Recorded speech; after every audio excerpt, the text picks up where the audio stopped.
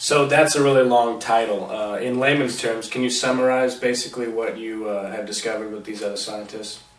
Sure. Well, we were motivated to look at the dust more closely because, of course, the video evidence shows the explosive nature of the destruction at the World Trade Center. So we tested several samples of dust collected as early as 10 minutes after the collapse of the second World Trade Center tower. So it was, there was no way it was contaminated by cleanup operations. What we found in a nutshell was extremely consistently sized, nano-sized particles of iron oxide and aluminum embedded in a dried organic material, which we have not yet analyzed yet. But it's a highly structured material. It's not something that could have been formed naturally. And of course, aluminum and iron oxide are the basic ingredients of thermite, which is a high temperature incendiary capable of melting iron. It's clear that this substance has no business in the World Trade Center dust, and whoever obtained it needs to be tracked down and questioned about that. Mm-hmm. What kind of analysis was done microscopically of the material? Well, we looked at these chips, first of all, of course, with an optical microscope, just to get a sense of what their structure might be, and proceeded to perform additional tests over the weeks and months we worked on this paper. What we found, we tested it with an electron microscope, scanning electron microscope, as well as backscatter imaging, to identify just what the chemicals were, at least at the elemental level and the structure there. Again, we found rhomboidal structures of the iron oxide. This is all in the paper, great pictures. You can check this out and see just what we mean by how consistently sized they were. We performed tests on an instrument called the XEDS, X-ray Energy Dispersive Spectroscopy, mm-hmm. in which you send a beam of electrons at a very small area of a sample, and you measure the X-rays that come out of it, and it tells you what elements are present and roughly in what proportions, very roughly.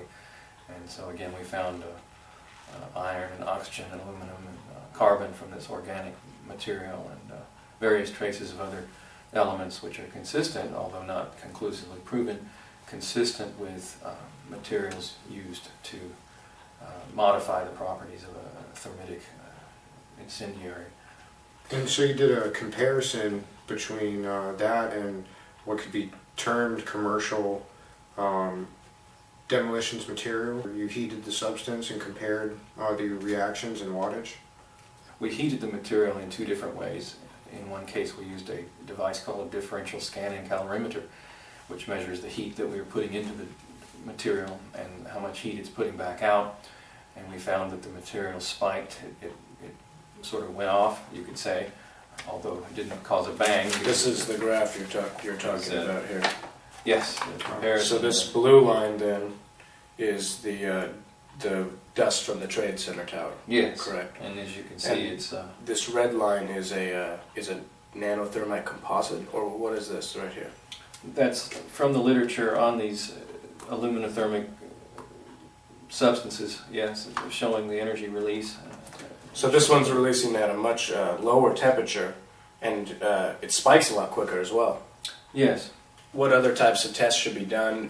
What more things should be examined? I mean, it's kind of a problem that most of the material got cleaned up, got shipped off to junkyards, and you know, isn't that a difficult thing that scientists are running into, finding the material?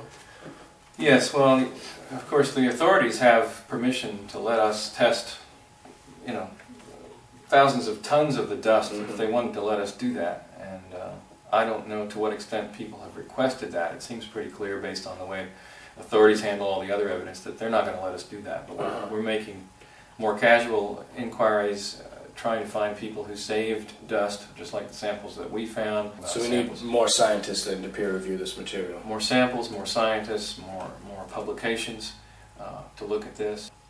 This material in the dust also could explain the high temperatures that were, well, 2,000 to 3,000 degrees in the rubble of the Trade Center for some time. It would also be consistent with the events as described by William Rodriguez, the janitor, who was the last person, I think, removed from the North Tower alive. Yes, it seems clear there were explosions going off in the buildings before the main wave of destruction completely shattered the buildings. So yes, I mean, the dust should be tested for other explosive or potentially explosive materials. I don't know if you've been following what happened over the Christmas holiday, but there was a possible terrorist event that was it was foiled apparently by passengers on board a flight that was coming from Amsterdam to Detroit. Now, the man on board was a Nigerian man, 23 years old, who is the son of a wealthy banker in Nigeria. Now, his father had come forward numerous times to the U.S. authorities, warned him about his son's, extreme beliefs and other things like that.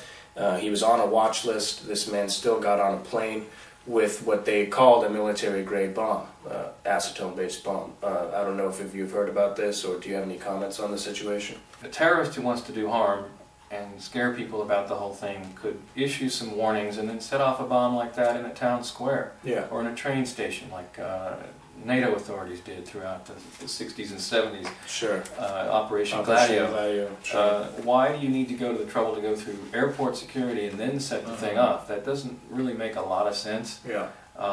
Unless this is part of an operation that's designed to trigger greater security measures and overcome popular resistance to full-body scanners and to provide justification for further intrusions of various kinds into civil liberties, which of course the calls for those things are already coming out. Yes.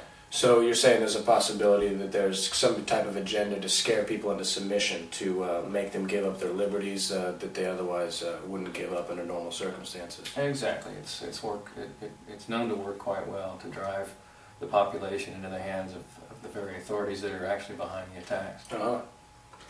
And I mean, it's not like there is much freedom in the airport. You generally don't even have like freedom of speech or expression. You can be told you can't fly just for wearing a t-shirt. What's interesting also about this is they've instituted all sorts of policies, and like the guy that tried to set his shoes on fire, and the liquid bomb stuff, and that you can't have more than 3 ounces of fluid. Yeah, you can't even bring a bottle of scotch home from a trip somewhere. Yeah. Or you can't bring, your own drinks on board. Imposed upon yourself is this theme park atmosphere, and you have to like pay, like $8 for, a taco or something like that. And it's absolutely ridiculous. So those policies have obviously failed, and it's even shadier that allegedly there's a man in a suit that ushered this young man past the security. Uh-huh. And he didn't even have, I believe, like his boarding pass or anything Passport. like that. Yeah. Passport. They just bypassed him. Incredible. Yeah. Yeah, and so this is an absolute failure. This guy from Al Qaeda with a bomb with instructions. Who's on a watch list, whose father had come to the U.S. authorities. Yeah, and then they help this guy on a plane, and then they tell us that we need to not have like a book on our lap or a magazine. I mean, what are they going to do? You can't get up an hour before the end of the flight. Yeah, and if you have to go to the bathroom, what are you supposed to do? So yeah, we're supposed to have more ridiculous policies imposed upon us for this entire war on terror that, in my opinion, is an absolute lie. And I think other people would come to the same conclusion if they did some homework about the history that we've brought up here today, and other shady details about 9/11 itself. Well, you reminded me, actually, with those details about the character of these particular measures that are being taken. They are measures that are designed to infantilize the population. Mm-hmm. Your adults are treat them like children. Like children, they're supposed to take their, it's okay to be seen by, adults in authority to see through your clothes and check for stuff, and you can only go to the bathroom when they say you can. Yeah. These things are, again, these have psychological components, not just national security. Are they going to work or not? Yeah. Practical components. If you look at the way this is designed, it's designed to make people think they're children again who need the protection of authorities.